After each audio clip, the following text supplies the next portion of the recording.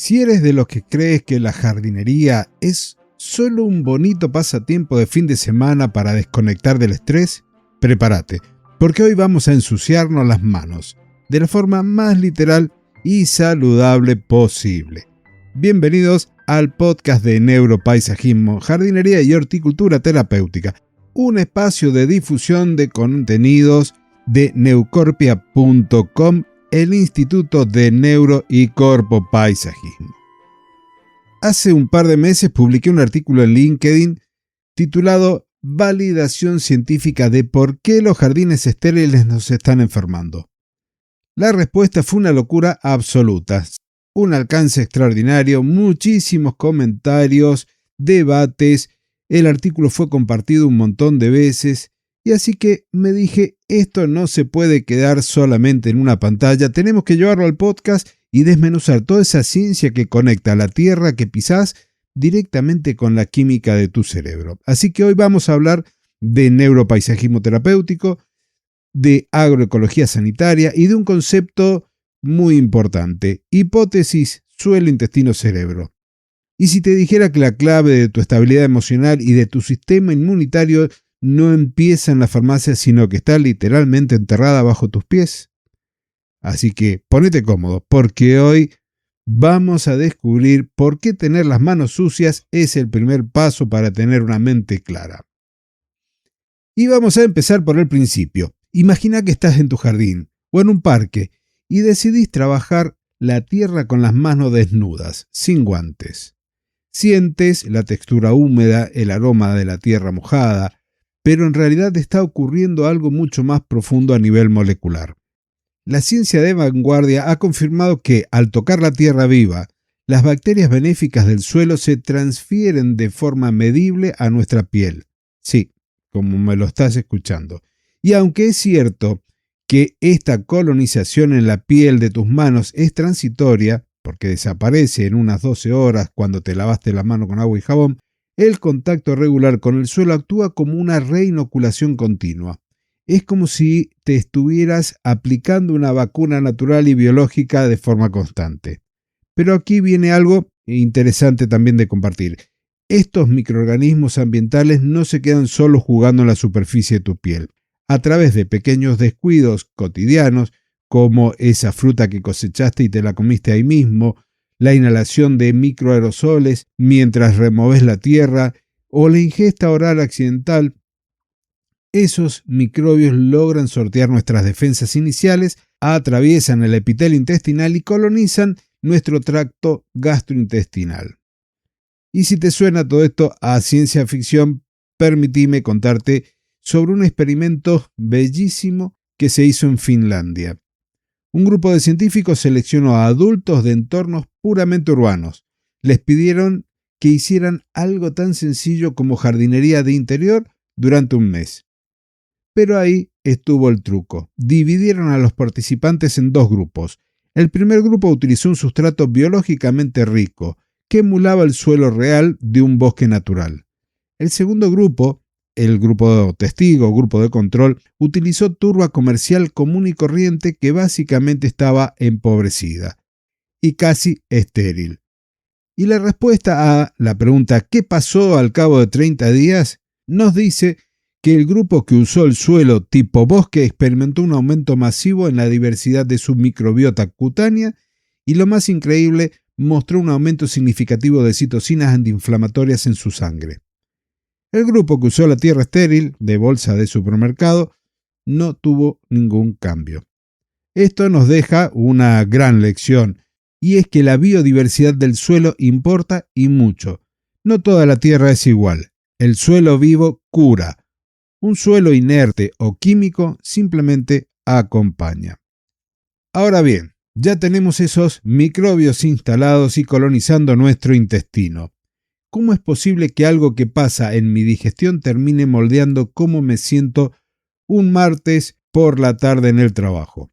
Aquí es donde este eje intestino-cerebro hace su presencia. Es una comunicación bidireccional que funciona a través de dos vías principales. En primer lugar, tenemos la vía química, Cuando estas bacterias benéficas del suelo se asientan en nuestro intestino, se ponen a trabajar. Fermentan las fibras que consumimos y producen unos compuestos llamados ácidos grasos de cadena corta. Esos metabolitos viajan por el torrente sanguíneo, cruzan la barrera hematoencefálica y reducen directamente la neuroinflamación. Pensá en la neuroinflamación como esa niebla mental o ese estado de irritabilidad y cansancio crónico que a veces no podemos explicar.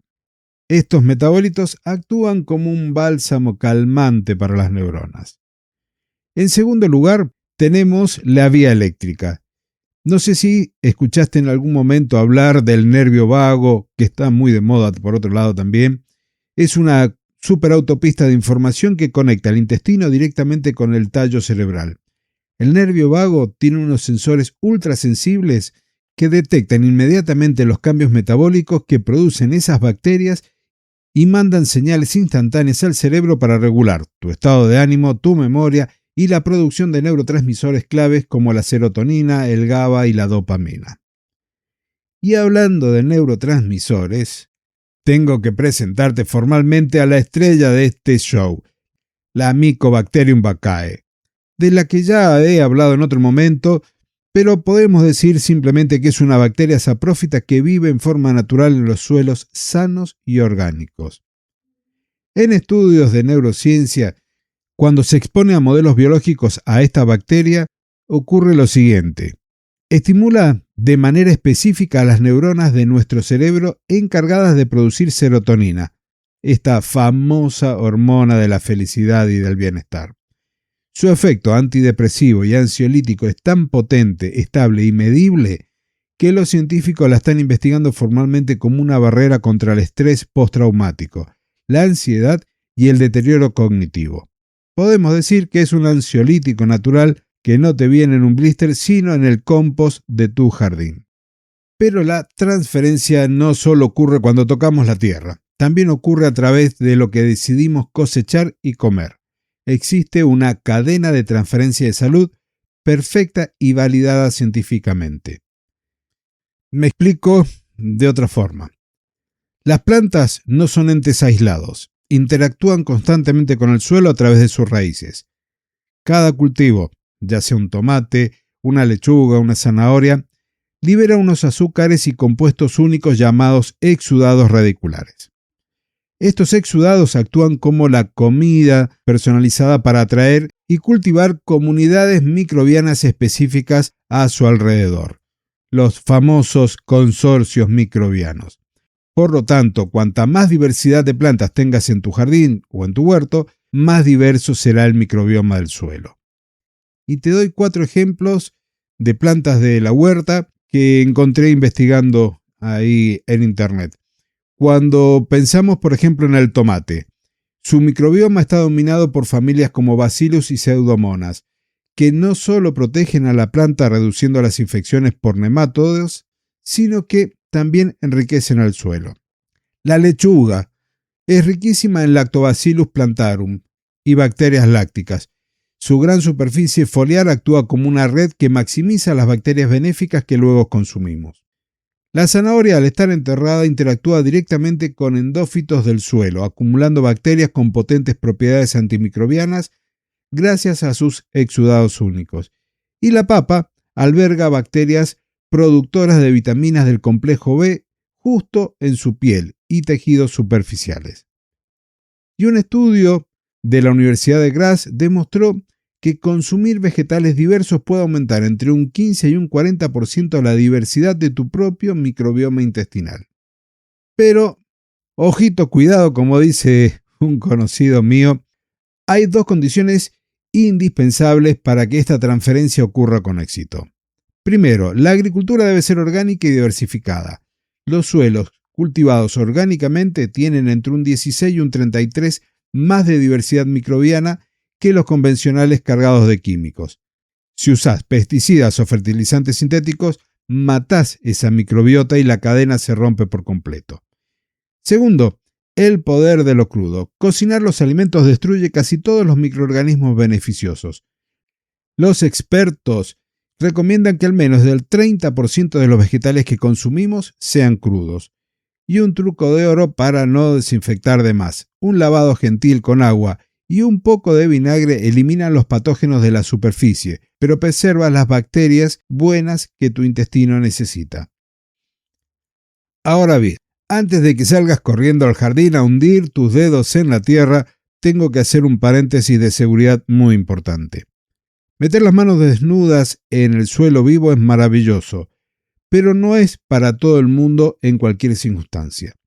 Si tenés heridas abiertas, rasguños o cortes en la piel, o si sufrís alguna condición de inmunodepresión severa, nunca debes hacerlo sin guantes. Los suelos orgánicos sanos son ricos y diversos, lo cual es excelente para nuestro sistema inmunitario común, pero también albergan microorganismos oportunistas y esporas de hongos filamentosos que ante una barrera cutánea abierta o unas defensas extremadamente bajas pueden ingresar al cuerpo y causar infecciones graves. La salud preventiva es un equilibrio delicado. Se trata de exponernos a la naturaleza para entrenar al cuerpo, no de sobreexponerlo cuando está vulnerable. Así que ya lo sabés, piel sana y defensas fuertes, adelante. De lo contrario, unos buenos guantes de jardinería serán tus mejores aliados. Y con esta aclaración, llegamos al final de este episodio del podcast de Neuropaisajismo. Te dejaré en la descripción un enlace para que puedas descargar esa guía gratuita de 5 errores neurocientíficos en jardines sanadores y de paso, si te interesa, te registres a mi boletín gratuito semanal en donde comparto información como esta con un poquito más de desarrollo teórico. Nos encontramos el próximo jueves en una nueva edición con un nuevo tema de este podcast, tu podcast de neuropaisajismo. Hasta entonces y muchísimas gracias.